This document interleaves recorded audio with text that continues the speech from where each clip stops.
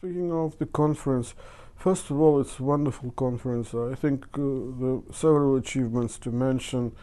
Perhaps one of the achievements is that it's yet another step away from Eurocentrism, which has done a lot of damage to scholarship.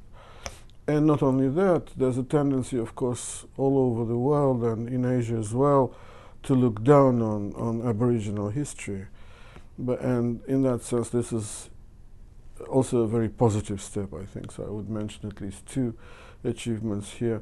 And I also find my function being useful because I've noticed that Northern Pacific is not really representative. You might have noticed it. It's mostly Southern Pacific, which makes Taiwan look like a periphery, actually.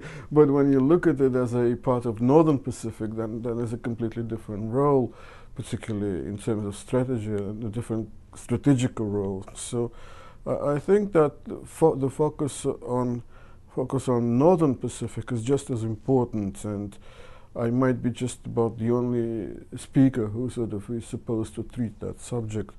So I think it is important. Well, I'm going to talk about the Kurile Islands in particular because there's an interesting case which is not known outside of Japan, and even in Japan it's not well known at all. And you might call it the unmapping of Pacific. I'm going to talk about the Kurile Islands and their stretch. It's a very strange issue. When you look at the Kurile Islands, you would never think that the southern part, which is quite an outstanding part, according to a certain position, is not a part of the Kurile Islands. It's a very politicized kind of phenomenon, so I'm going to describe it. So this is going to be related to the unmapping of the Pacific. But in the beginning, I'll talk a lot about the reassessment of Japan as a major territorial disputer. We never think about it, but not a single, seriously speaking, all the borders, of course, there's of maritime nature, are disputed in Japan, except for one border with the United States, which is so detached that you could even ignore it. But all the other borders with Korea and with China and with Russia are disputed. And here again, Taiwan stands out because it's not only a dispute with, say, in Korean case, not only with South Korea, but it's just involves Northern Korea.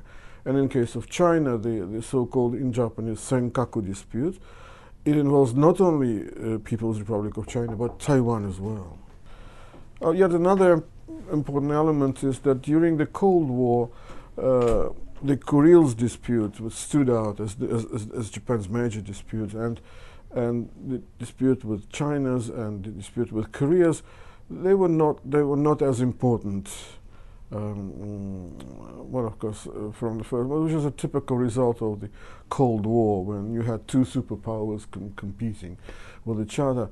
So the Kuriles dispute had a special function. But these days, when the Soviet Union is no longer there, and you have the phenomenon of the rise of China, and you also have the rise of regionalism, the Senkaku dispute really gains particular importance.